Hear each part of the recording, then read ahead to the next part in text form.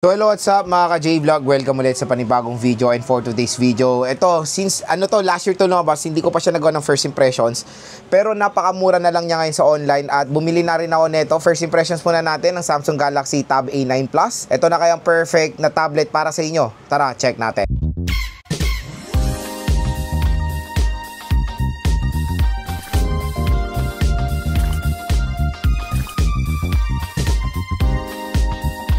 So, ewan ko ba kay Samsung kung ano ang nakain dahil lahat ng product nila ngayon sa online ay naka-sale.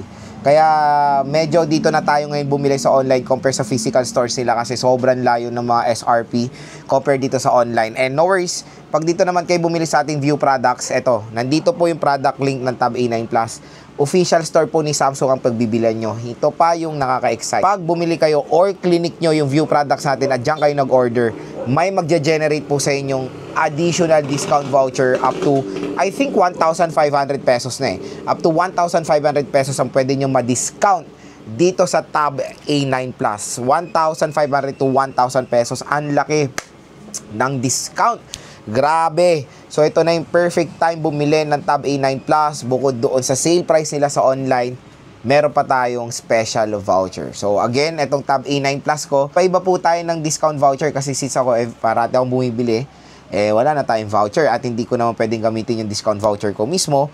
Kaya mas mataas ko siyang nakukuha. So nakuha ko yung Tab A9 Plus ng 6.7. Mura pa yan.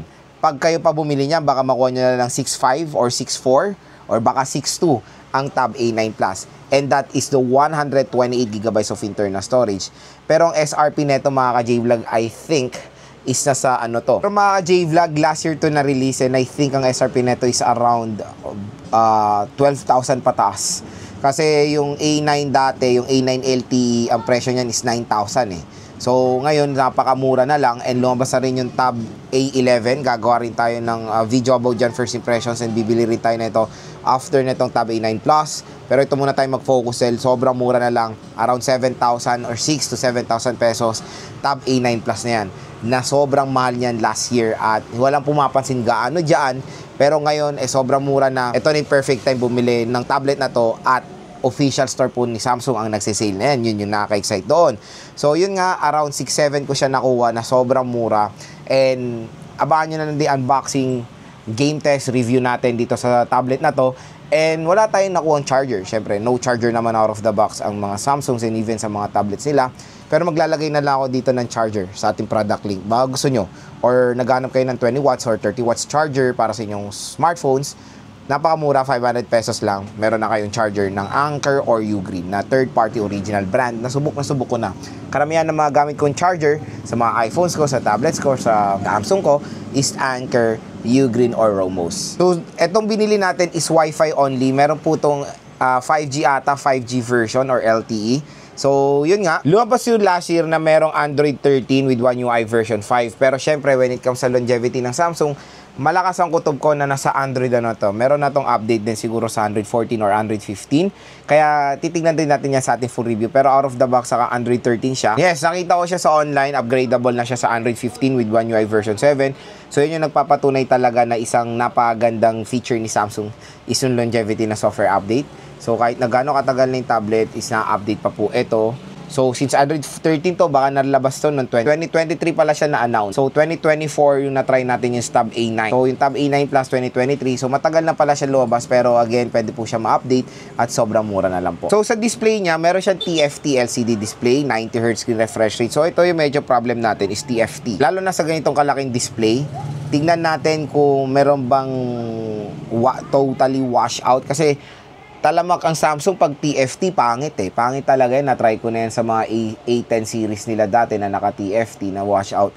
Ito pa kaya na mas malaki yung display. So, I don't know. Titingnan pa natin yan sa ating full review. Pero TFT, medyo nakakalungkot lang na part. No, SRP niya, syempre. Pero ngayon na 7,000 pesos, medyo hindi rin siya perfect kasi karamihan ng kalaban niya for its price ngayon 7K, 1.5K resolution na. Tapos IPS LCD pa. So ito TFT. So ito TFT 11 inches 1200 resolution siya by 1920 pixels. So sa chipset niya, it's Qualcomm Snapdragon 695. So meron nga tong 5G version and meron tong Wi-Fi only. Adreno 619 po yung kanyang GPU. So yung nakuha nga nating RAM at ROM is 4GB of RAM and 128GB of internal storage.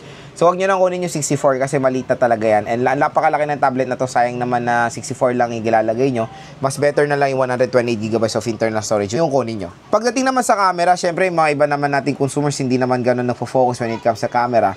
So meron siyang 8 megapixel and 5 megapixel front-facing camera. So babarang naman yung megapixel ng front-facing camera niya and yung rear. Kasi wala naman consumers ginagamit ang camera ng tablet. Usually, ang camera ng tablet, ginagamit lang yan for video call, mga ganyan. Pero, lakas naman ng trip mo, mamamasyal ka, 11-inch na tablet, gagamitin yung pan-take ng picture ng mga scenery.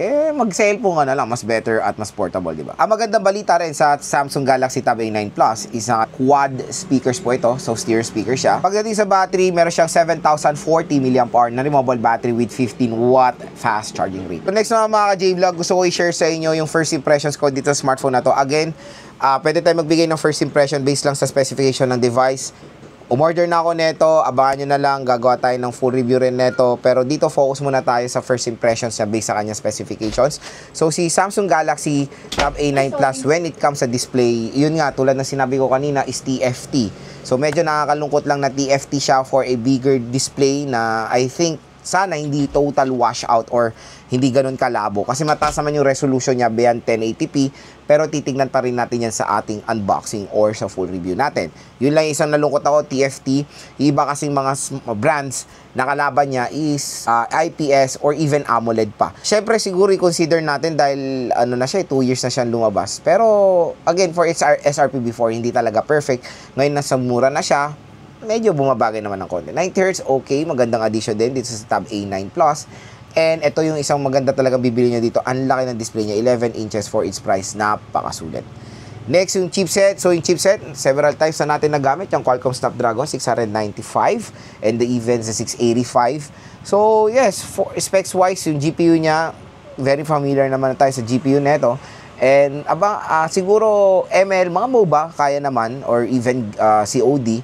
Sa Genshin, titingnan natin. And WoA. Don't worry, install natin yan para makita nyo kung okay ba performance din as a gaming tablet device etong Tab A9 Plus na Samsung. Camera, sinabi ko na yan sa inyo or inelaborate ko na sa inyo for its price. Usually, ganyan naman talaga mababang specs ang camera ng tablet ng mga entry level or mga budget tablets.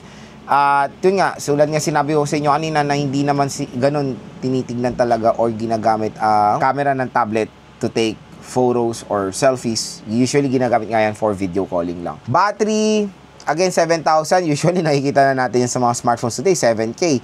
Pero for tablet, minimum na talaga at least 7,000 mAh battery capacity. Ang maganda naman sa Samsung kasi meron silang napagandang software optimization. Minamanage sila yung pagtitipid ng battery. Meron silang tinatawag na device usage pattern na nagpapakunat pa sa battery ng inyong device. Ang isa lang pangit dito sa Tab A9 Plus is yung charging rate. Sahan nyo na mabagal po mag-charge to. Kasi 15 watts, tinero mo sa 7K, para ka lang nagterno ng 5K sa 10 watts.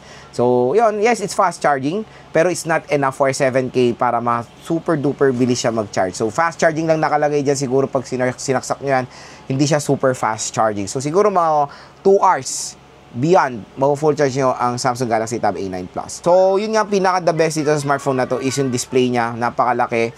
And for a 7,000 pesos na 128 is sulit na sulit yan mga ka-J-Vlog. And 4GB of RAM, usually yan naman din ang tiniterno for a budget tablet. Pero marami na rin mga tablet ngayon na Transsion na 8GB and 256 na which is better. Pero kasi iba talaga gusto Samsung, tiwala sila sa brand. At ito na yung offer ng Samsung sa inyo na the best for a budget tablet, itong Tab A9 Plus sila. Meron sila mga ibang mga entry-level tablets like the Tab A9, Tab A11, pero ito yung pinakamalaki sa entry-level tablets sila. So, yun, kung interested kayo makuha ng sobrang mura ang Tab A9 Plus, dito lang kayo bibili sa ating View Products. I-click nyo na tong View Products natin, mura at bag sa presyo lang dyan. Ang Galaxy Tab A9 Plus, up to 1,500 pesos ang pwede nyo makuha discount ngayong sale. At for me, yes, okay rin naman siyang i-recommend sa mga consumers natin na naghahanap ng tablet na magamit nila for, hindi lang for entertainment, for business. Usually, iba ginagamit for POS, sa mga art, di ba? School, importante ng tablet. Ayan na ang marirecommend ko sa inyo, ang Tab A9 Plus. Hindi naman po mabagal na tablet to kasi snappy naman yung chipset na nilagay nila na 5G.